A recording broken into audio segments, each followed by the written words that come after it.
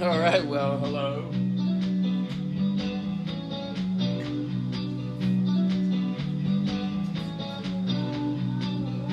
Not this again.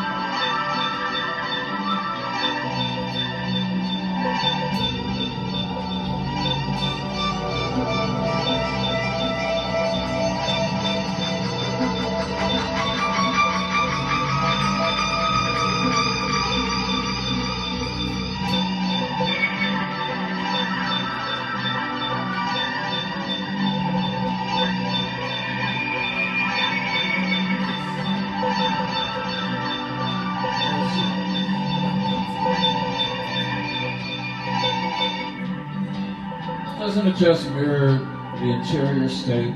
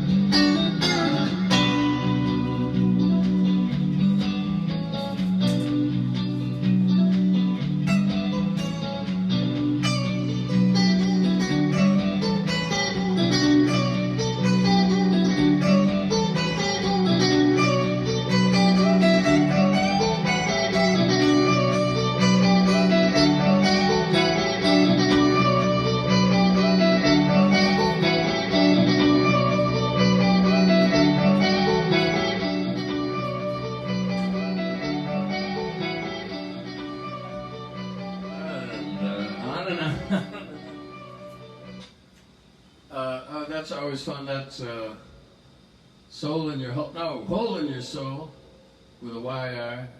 And well, if you've been watching religiously, you would hear hopefully a development and a progression. But maybe I'll put it aside for next time. I'm getting new promo clips from my guy Paul Ryan down under. And he's putting a lot of acoustic guitar in these tracks, so maybe he's trying to send me a message. Enough already with the electric guitar. But I love to play electric, and I've been really enjoying it all over again in the setup. I didn't. I put the setup virtually away when we got Lulu, who snapped to attention when I started playing, and that was. You saw me looking longingly off camera. That was also to Caroline, but also Lulu, because Lulu stepped forward with her eyes real wide, like saucers, because some of the frequencies I hit, as I might have mentioned, I think only dogs can hear, and select humans. Hopefully you out there, you who are watching this. So this is my pre-birthday throwdown, hint, hint. I was contacted by an old friend today, a really good guy, Craig Shalom, from upstate New York, from my old stomping grounds in Syracuse, although I didn't meet him until I moved out of there, and he was like, the gift is in the mail, kind of thing. I don't know, I'm big on media mail. When I send out CDs to people, that's about the cheapest way you can ship anything in this country of like a CD type nature. CDs, what are those? What are albums? Bill Maher asked yesterday, very good question, but yeah, I'm just an old-fashioned guy, and I like CDs still. But there is a vinyl in the works, but I don't even want to like dwell on that because that's taking forever. But eventually it should materialize with a bonus track or so. What I'm most interested in and preoccupied with in this precise period is getting ready to roll out a new project. I'm not even going to tell you the name of it today, but we're really excited, me and my partner, well, I'll give you a hint that he's a DJ and a remixer. He's really, really skilled at all these things. I am not. I basically have come to grips with wire and wood guitars and occasionally steel guitars and pickups and whatnot, and a few pedals. But he's really, really good in the production side of things with samples and beats and all those good things, particularly keyboards. He's a whiz, and I did work with him on a few projects in the past, but we really decided to get together and throw everything into the mix for this upcoming thing. And I can tell you today, our first single is out July 1st. That's a week from this Thursday. It's a red letter day. Mark it in your calendars if you're so inclined. But I'm going to start teasing everybody soon with little clips and whatnot, thanks to Paul. So that's how I guess things get rolled out these days. I don't know. The best rollout I think ever was on anything was Cloverfield. Something that was so subtle, it totally eluded my my radar screen. I didn't even notice it till years after the film came out. And then when I read about how they teased it out, it's like, this is a new level of strategizing, very clever. I'm fond of that movie. I think it's like one of the last great horror films. I'm not a little harsh on efforts in that genre being as attached to them as I was, particularly in my youth. And I have a certain criteria that needs to be met before I'll give anything a total thumbs up in that department. Only because I'm jaded, just because I absorbed so much of it in the sense of the classics, so that you really have to like pull out something fresh and new. These things are just these stories are told over and over and over again. Mix them up in a blender, I guess. And well, what else can one do? I mean, really, this is another subject I tackle. There are only so many stories. I think there are only 7. Maybe it was William Benson. 7 types of ambiguities, not something else. 7 stories. One of them is The Little Tailor. I killed 7 with one blow. Actually, once killed about 14 horseflies with a series of blows in a hotel in kind of a musty old manor house in Hebden Bridge, which is the hippie capital of the Midlands in good old England after a gig. I was deposited back in this hotel and made to try and sleep around midnight, and these flies they commenced on me, they say. They started buzzing and dive bombing me, and so close to my various breathing apparatus holes in my face and ears and whatnot. So I just said, okay guys, it's you or me at this point, and I closed the window. The window was open. Closed the door to the bedroom after getting a towel out from the bathroom, wetting the end of it. I just had a little duel with these flies who soon were blood-spattered marks on the walls, primarily. So if anybody who operated that hotel, I apologize in advance. I didn't mean to leave such a snail trail of gore behind me, and I am basically, I'm a Schweitzer-esque kind of guy. To harm any sort of life if I can't help it.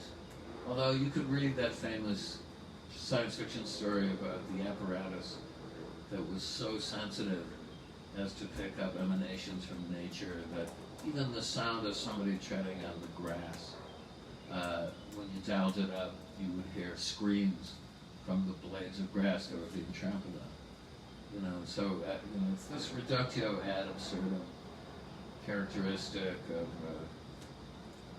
of this philosophy that after a while, you wonder, where does it all end? You'll disappear up your own. Okay, well, I don't have to spell it out. Anyway, we've got a few more minutes. So tomorrow is my birthday, I made a mention. I am a double Gemini. Famous people born on my birthday, let us see, way more famous. Eric Dolphy. I know this is a musical department. Great jazz saxophonist and multi-reed guy, and infinite, circular breathing exponent. Eric Dolphy was so integral to people like Charles Mingus when he played in their ensemble. Played with, I believe, in there with Roland Kirk once at the same time. There are clips of him, and then he was a leader in his own right, made some fantastic albums. Let's see. There are many I can probably recall if I put my mind to them, but better yet, listen to him. And then one of my icons from my youth and still is Brian Wilson, who is exactly 10 years older than I am to the day. And I love the Beach Boys. They're one of my seminal bands. One of the first CDs I recall, one of the first vinyl singles I bought as a boy was Shut Down. I thought that was about the baddest song I'd ever heard.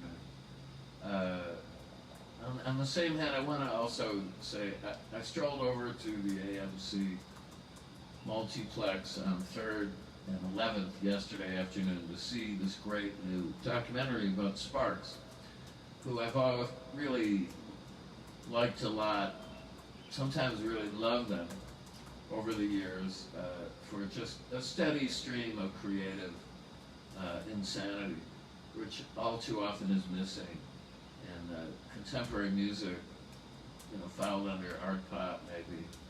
But they had also, Picasso-like periods with Giorgio Moroder doing, neo-craft workouts. This thing revealed the very first recording that they made. I think it was called Computer Girl.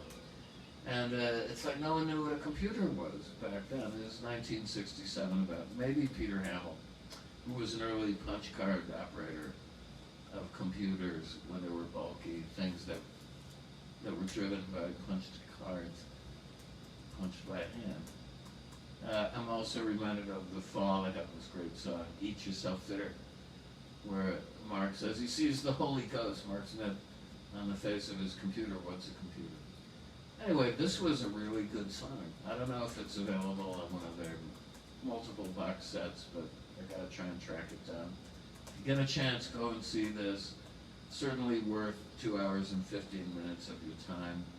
It's probably also streaming somewhere. I prefer theaters, I still do, even with the exorbitant concession costs. And here, a small Coke, cherry vanilla Coke, and a small popcorn with butter totaled a whopping $28. No, it came to $16, but then, I got my senior citizen discount on the ticket, so I was already in for like $30 for this little episode.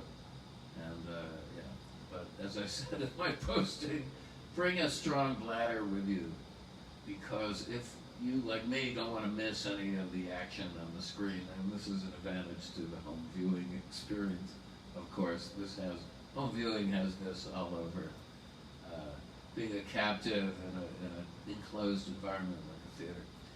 If you don't want to miss anything, then I advise you, don't get the Coca-Cola.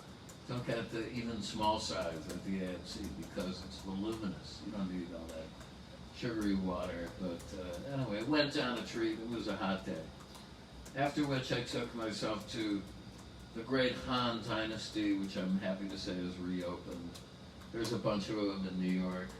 It's pretty much, like, I'd say, the best Hunan food going that will deliver in your neighborhood, because they have a bunch, like I say, and it was fresh out of the wok and yummy, and that's it. So anyway, Carol and I are going off for a picnic later this afternoon in the pre-birthday celebration throwdown, and we were going sailing yesterday, tomorrow, but something came up, so we're going to celebrate my birthday in air-conditioned splendor, probably most of the day. Who knows, reading, watching Blu-rays, playing the guitar, because I'm really loving playing for you guys, and it's made the whole thing a joy again, doing these things for you, and this must be at least 170-something. And on that note, have a great day, wonderful afternoon or evening, wherever you are. And I'll see you on Tuesday. And okay, love you guys. Thanks, bye.